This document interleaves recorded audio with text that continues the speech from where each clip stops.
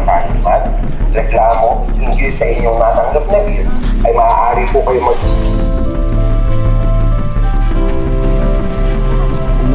Kung may natanggap daw kayong reklamo tungkol sa inyong bill. Ay hindi. Kung may reklamo daw kayo tungkol sa inyong bill. Kasi ang laki ng kuryente ngayon eh. Ang taas. Sobrang mahal.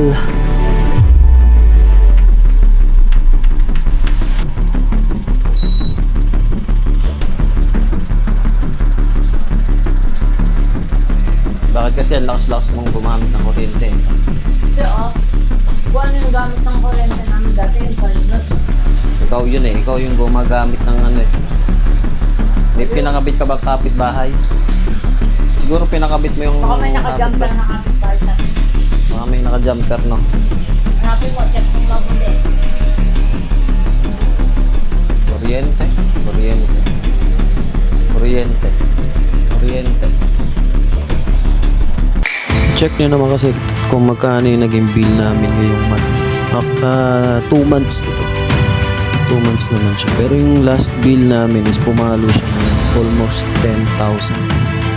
Grabe yung pinakyat niya nito. So wala tayong choice kundi bayaran tong bill na to. Yan, mag-withdraw lang muna para sa pambayad ng ilaw.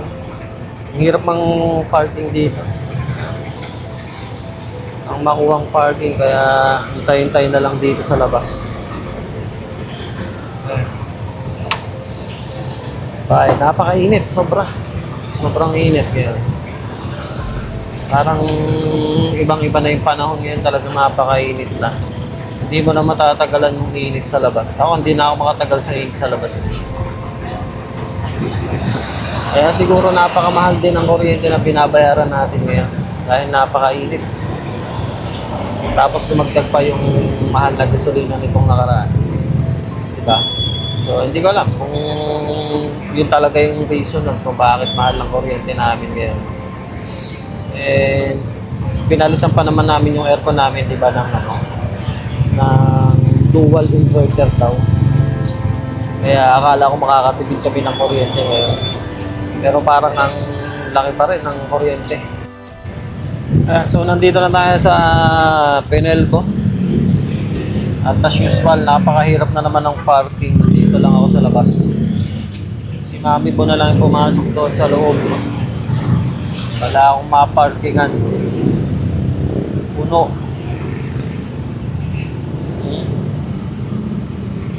Grabe naman oh. Ang init-init na nga sa labas eh. Gusto kong pumasok sa loob, di ako makapasok. Dahil wala akong maparkingan dito. Sana may umalis ka agad para makapag-park ako. Ayun, mukhang alis na sila. Ay, hindi pa pala.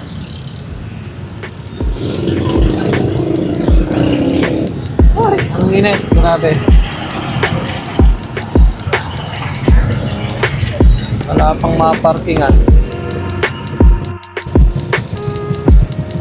Parang ang dami nagbabayad. Ang dami nagbabayad data. Ang dami nagpapark.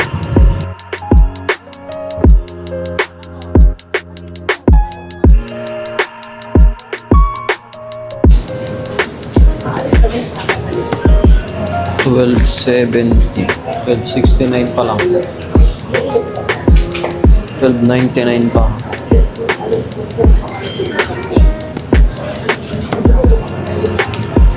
$29 pa.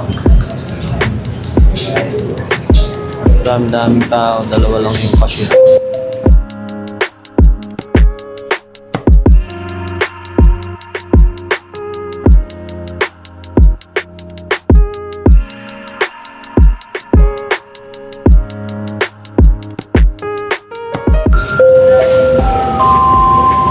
Calling queue number 1299, please proceed to cashier 2. Cashier 2. Naiwanan ko lang isang resibo. Calling queue number 3224, please proceed to cashier 3.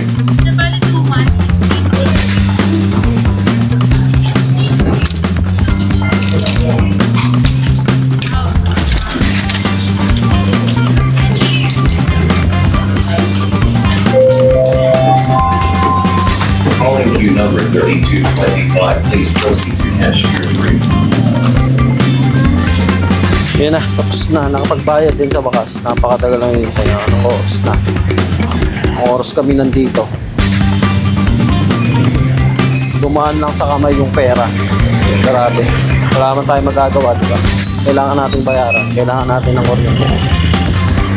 Pero sana naman, medyo bumababa naman ang kante kahit paano. Opo! Yeah po!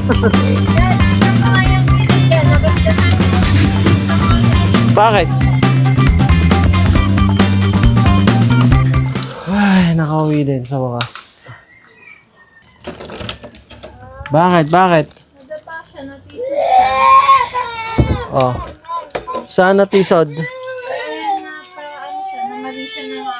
Bakit, baby? Bakit? Ayun na, yun na. Ito. Okay na, Alam mo ko ito. Nanaw niya. Ano ta? Ano gusto mo? Yung ice cream lang? Ay. Sa pala. Grabe yung tagal ng pila dun sa pinel ko. Tagal-tagal. Anong klase yung buko na katingaro ko? Kaya lang wala naman tayo magagawa, di ba? Kailangan natin magbayad ng ilaw. Kailangan natin ng ilaw, kaya wala tayong magagawa. Bihag tayo ng kuryente, ng tubig.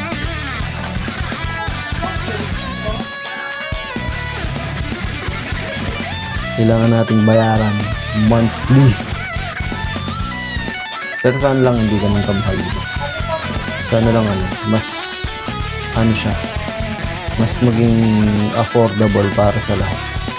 Hindi kagaya ng ganun. Napakamahal na. So yun lang. Mabuhay kayong lahat, guys. Bye-bye.